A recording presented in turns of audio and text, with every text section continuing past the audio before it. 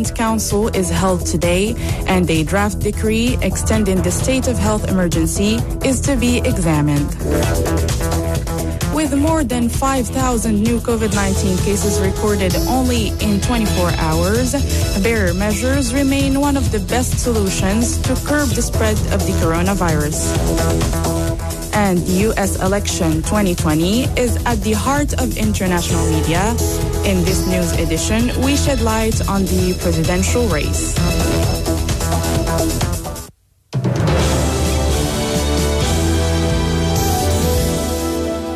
Good afternoon. A government council is held today under the chairmanship of the head of government, Saadetdine Al-Othmani. A press release from the head of government department indicates that the council aims to examine 3 bills. The first one amends and supplements the law on local government taxation. The second amends and supplements the law establishing the National Museum Foundation. And the third project concerns the law on museums. Subsequently, the Council will examine a draft decree extending the state of health emergency throughout the national territory to deal with the spread of COVID-19. And concerning the vaccine against seasonal influenza, the Ministry of Health said yesterday that it has just been integrated into the guide to drugs reimbursable under the compulsory health insurance, LAMU. For the record, the National Health Insurance Agency, LANAM, also announced earlier this week the reimbursement and coverage of COVID-19 under the basic compulsory health insurance. The latest COVID-19 figures in Morocco are alarming. According to the Ministry of Health, 5,745 new cases of coronavirus infection were recorded in the kingdom up until yesterday at 6 p.m. In addition, 82 new deaths were also registered over the same period.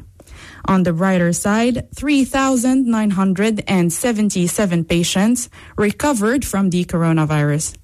Regarding severe or critical cases, there are 886, including 66 placed under intubation. As the epidemiological situation in the kingdom grows more and more worrying, let us remind you that barrier measures are of crucial importance to put an end to the COVID-19 pandemic. Virologist Professor Moulay Mustafa Naji sheds light on the importance of complying with these preventive measures.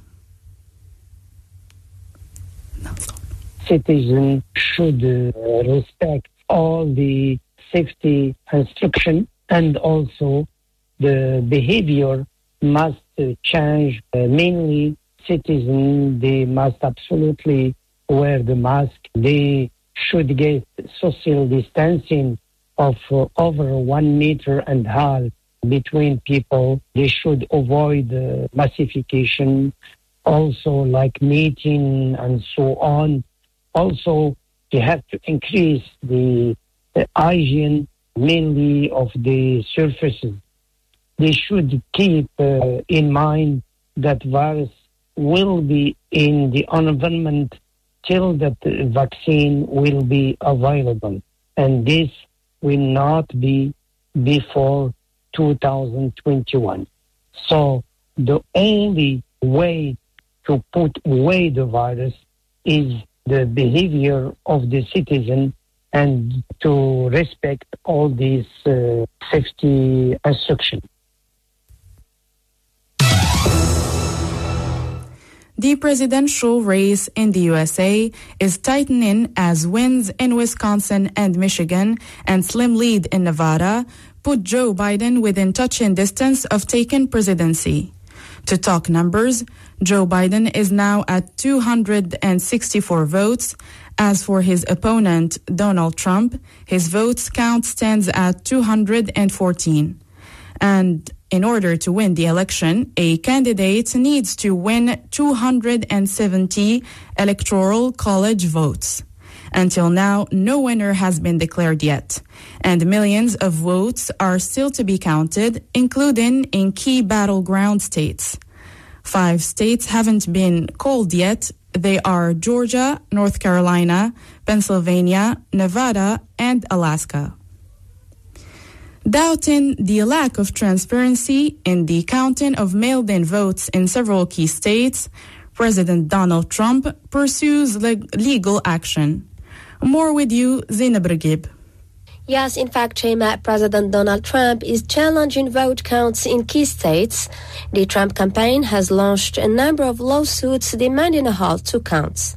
But could Trump really settle the U.S. election result in the Supreme Court? With us from Washington, D.C., Dr. Leila Hanafi, international attorney. I think what's critically important to remember amid this ongoing uncertainty is that this is all expected and all normal. All these delays right now that we're seeing and that Trump is trying to contest. There's absolutely nothing in the Constitution or any federal law that mandates a winner of the election to be declared on election day. And even in more recent elections, declaring a winner usually extends beyond election night, as the state-by-state counting of votes can often drag for hours or days. As you may remember, in 2000, we didn't know who the president would be until December 12th, more than a month after Election Day. This is normal and expected what we're seeing. The other thing that I think Trump is overseeing maybe is that everyone knew going into Tuesday that coronavirus had fundamentally altered the math of how people cast votes. Whereas roughly 46 million, I think, or so had voted earlier in 2016.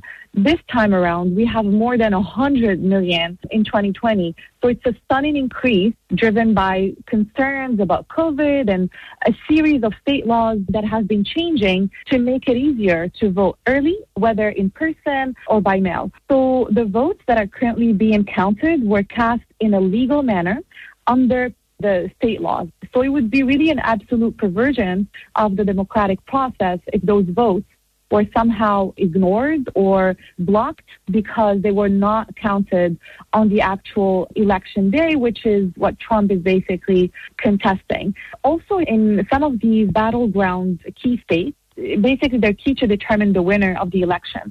So states like Michigan, Pennsylvania, and Georgia.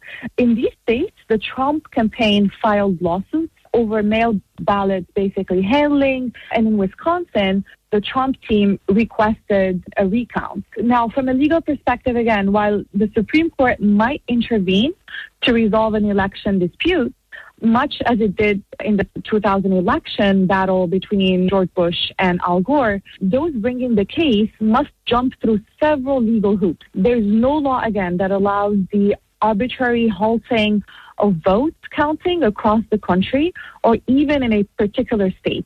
So there would be no legal basis for seeking that relief. Now, that is not to say that Trump does not have legal recourse at his disposal as he seeks to secure a minimum of 270 electoral votes needed to win re-election. If either Trump or Biden secures enough votes in the undeclared races in those states, and does so by an insurmountable margin, challenging the results would become difficult and potentially null or moot. But if the difference between their vote counts narrows, either candidate can dispute the outcome. Thank you very much, Dr. Leila Hanafi, international attorney. Back to you, Shema. In other parts of the world, a number of countries have imposed lockdowns to stem the spread of the novel coronavirus. Greece's prime minister has announced a nationwide 3-week lockdown starting Saturday, saying that the increase in coronavirus infections must be stopped before the country's healthcare system comes under unbearable pressure. As for British politicians, they have approved a month-long lockdown in England, voting in favor of Prime Minister Boris Johnson's plan to try to prevent COVID-19 running out of control and overwhelming health services. We have reached the end of the news, and here's a reminder of the main headlines.